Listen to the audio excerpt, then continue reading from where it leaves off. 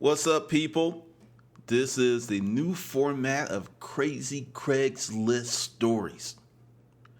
There are actually more Craigslist stories than storage auction stories because Craigslist has always been a part of the business plan from the beginning.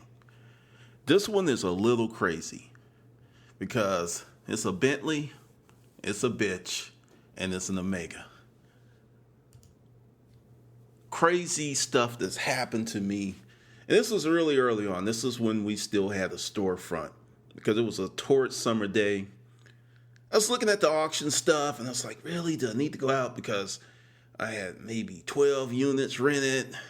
The truck was full. The store was full. And the auction trail was looking a little crowded.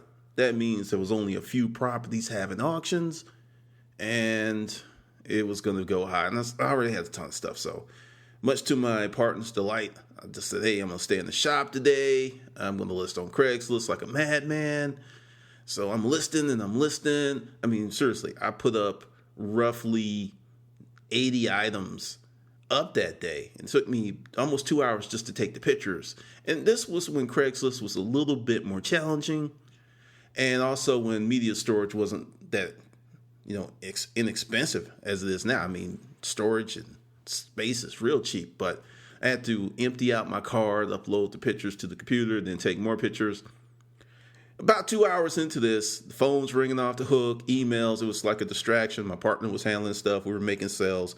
And about 2.5 hours later from just starting that, maybe three, made $500 one sale. So it was like, wow, it was a good day already. That was a great day. Things went on. There was holes in the floor of the store. We were just moving stuff. It was great. Also, I learned that sometimes just focusing on making money, specifically doing nothing else, just doing activities that make money, will yield you money. I know it sounds simple, but a lot of folks don't do it. They're like spending 80% of their time on stuff that doesn't make money and wonder why they broke. But anywho, we're doing this. And my partner was about to cut out because she normally is in the store and I'm at auctions. And I was like, I'm going to be here because after I'm going to fill up these holes because, it was Friday. I do remember that. It was Friday and Saturdays were pretty good days. So I was just going to pull stuff off the truck, fill out the holes, rearrange stuff, and then go to a unit in the morning and pick up some stuff to bring back to the store. Because clearly with the activity that was put forth, we're going to get a lot of people. So I'm in the store. It's about 4, traffic kind of dies down around 4. People stop calling, or I'm getting emails like, hey, could you save me this? Could you save me that? Then I'm getting ready to lock the door. And this Bentley pulls into the parking lot. Now, I want you to understand something. This was off Lawrenceville Highway. The neighborhood was kind of hoodish. Definitely lower income to moderate income. I'm not even going to say middle income. I'm going to say moderate income. And the car just really stood out in contrast because you see a Bentley in this neighborhood. You're like, what the hell? And I thought maybe they were lost. And I went to the door because I was getting ready to lock it so I can go ahead and start pulling stuff off the truck. Then this guy gets out and he's got a patch on over his eye. And I'm just like, okay, that's a guy with a patch driving a Bentley. And I'm so taken with him that I hear this voice, are you the guy with the modern art on Craigslist? And I look and I see this short chick. I mean, she's not a midget, but she could be close. I mean, if she was 5 feet, it was a stretch. So, I was like, yeah, thanks for coming out. Come on in, I'll show it to you. Because no one really was looking at it because this was some really nice stuff. And I had some nice prices on it, $200, $400, $1,000, because I knew what it was. And if I couldn't sell it in my shop, I knew where I could move it to get it sold. So they come in and I take them straight to it and they're looking. And then, oh, this is so nice. This is so nice. We should get this, Dawn. Then Dawn just kind of looks at her and she zips. I mean, he just gives her this look with that one eye, right? That just like looks at her and she just instantly shuts up. And I was like, I need that power. Then he goes ahead and he's really different kind of dude, really stoic, very measured, there's an air about this dude. I mean, I don't know the dude and no crosswords was said, but I had a feeling he was the type of dude to fuck a motherfucker up. I mean, seriously. So we go on and he's looking. Then for some reason, she pipes up again. Don, I really like it. Please, Daddy. Please, Daddy. And I'm just sitting there cracking up, right? Because, I know people play role play and stuff. And they call, I've had some chicks call me Daddy. So I can kind of understand that. But, this is business, right? And I noticed something about her. She's little and she's got a collar on. I at first thought it was a choker, but it was a leather collar with a silver heart in the center of it. And I noticed when she was walking in the back, there was a hook. There was a ring. Like, I was like, nah. In my mind, I'm just thinking, it's just, it's a fashion statement. And we're looking, and then he looks at me, and then he's like, do you know the provenance of the artist? Do you have any paperwork? And surprisingly, I did. I didn't know the provenance of the artist, but I had the artist unit that he lost his shit, right? So I had all the paperwork and everything. And I was like, this came directly from the artist. Can't really find him now. He's disappeared. And then the guy's like, yes, that's the rumor. He was just here in Atlanta and he just disappeared 2 years ago and no one's seen him. Have you seen him? Do you know who he is? Because he was a good friend of mine and I need to talk to him. And the way he said that, I need to talk to him. I didn't fess up that I bought the stuff out of a storage unit because some of the stuff was still on the truck. So we go back and forth and everything. Daddy, Daddy, Daddy, please, please, please. And I'm just looking, right? Then he just turns and he looks at her and his jaw clenches up. And she instantly shuts up again. He looks at me and he has this quizzled look on his face, and then it goes back to the stoic expression.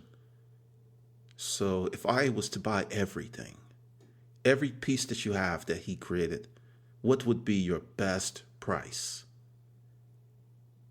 And I look at him, and we were talking about 8 pieces. And I priced the stuff, so we're really around $4,000 with everything.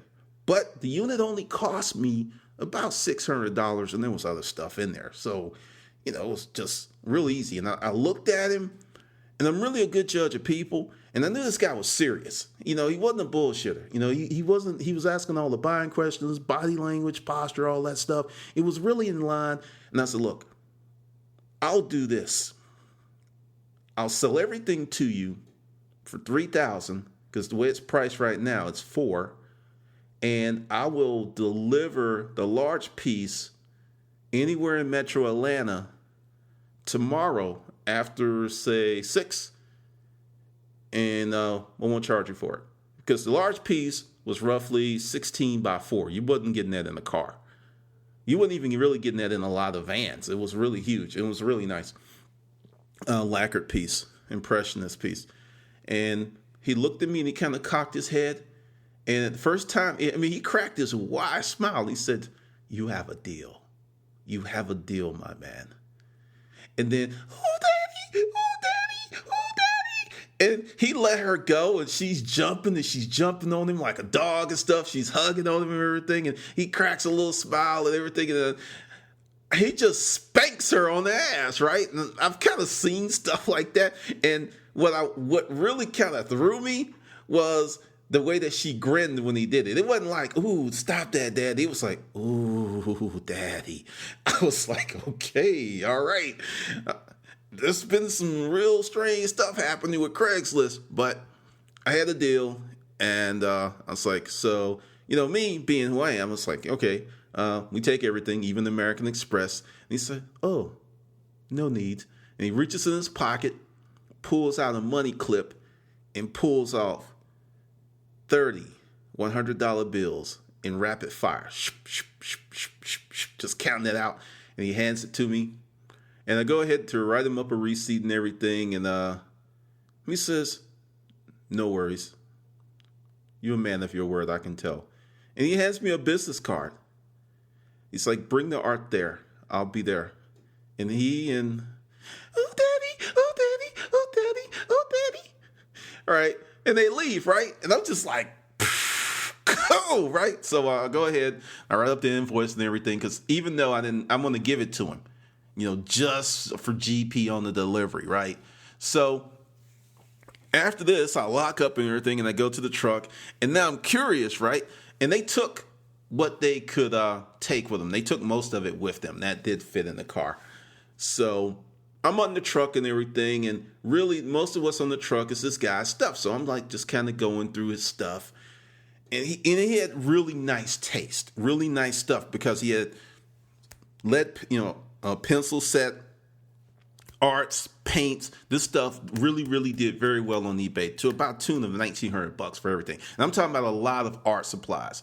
A lot of it was used, but the people didn't care, because if you're an artist and you've ever bought oils and stuff, this is not cheap stuff. So I'm going through it in the segment and stuff and clearing it off the truck and putting the art in the back, because it's not going to be, because people will try to lowball me for that, and I already know what that will be about. So I'm up in the truck and pulling off more stuff, a few furniture pieces, filling up holes and everything. And I just kind of shoved stuff from the back of the store to the front, where everything was just looking nice and lovely. And I actually finished up earlier than I thought. So I go back to the truck and do one of my favorite things, which is to go through other people's shit. That's like the high, right? So I'm going through the stuff, and I come across this statue. It's a nice leather statue by Toomey, but it's locked. And I'm just like, I gotta find the key. I gotta find the key. I gotta find the key, because I can sell this. I mean, I was thinking about keeping it. So I'm going through everything, and then the artist had this business, set up, a desk, file cabinets, go in the file cabinets, and I'm just going through stuff. And about 2 hours later, fortunately, I find the key.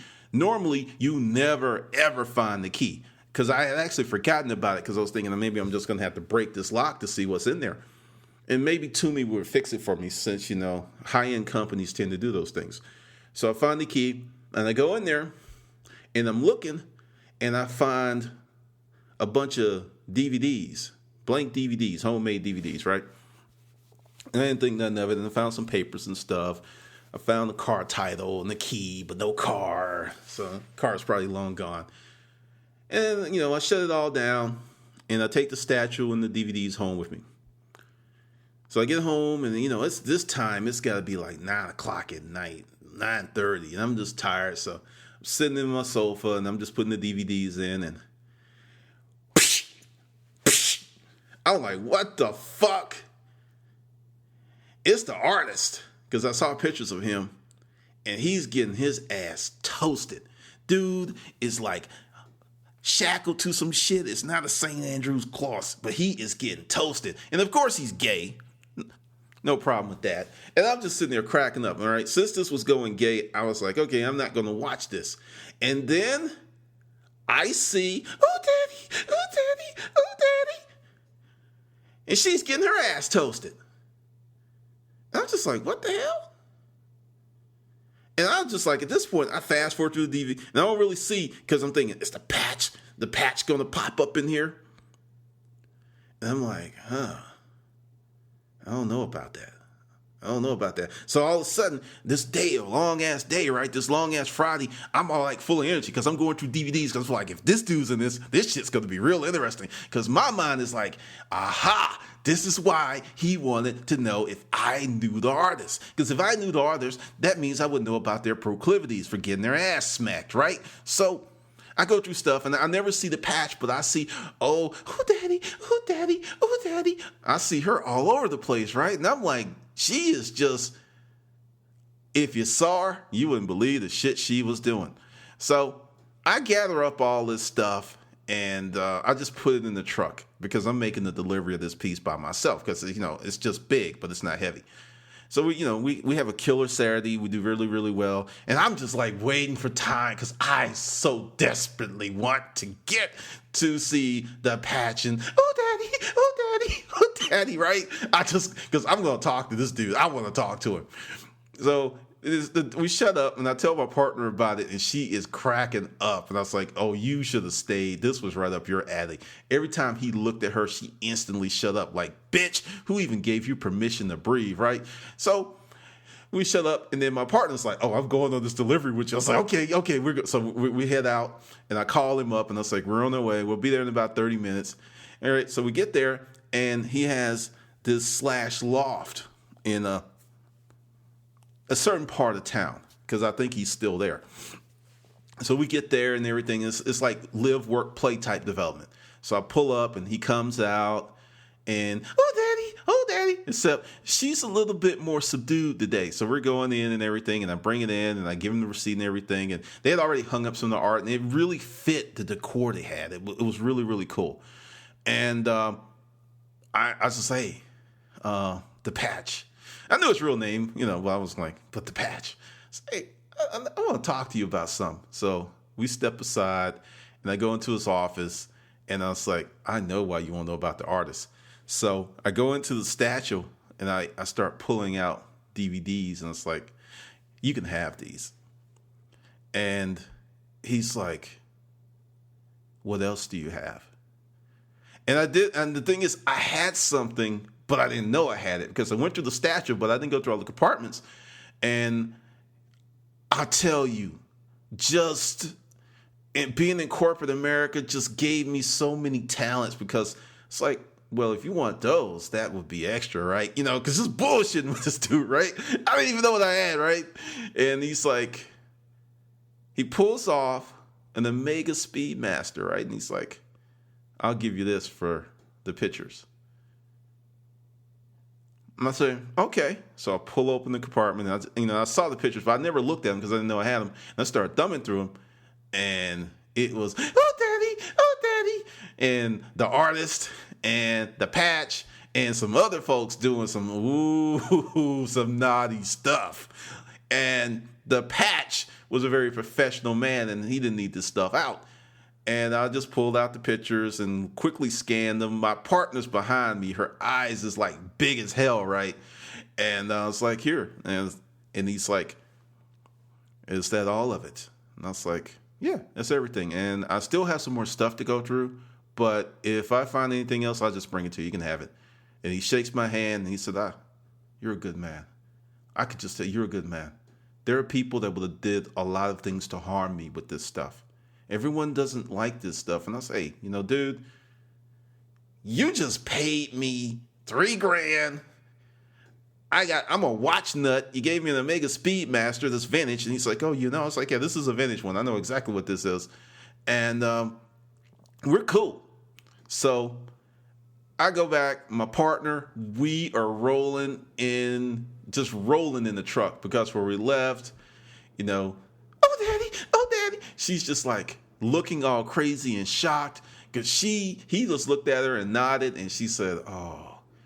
So, and actually I saw them again, because this is one of the things that I've learned about not being judgmental, because I'm in Atlanta, and in a certain sector of town, there's a lot of people with alternative sexual lives, a bunch. I don't know how much crap I've delivered and run across. There's a bunch of these people. And these folks have made me a lot of money.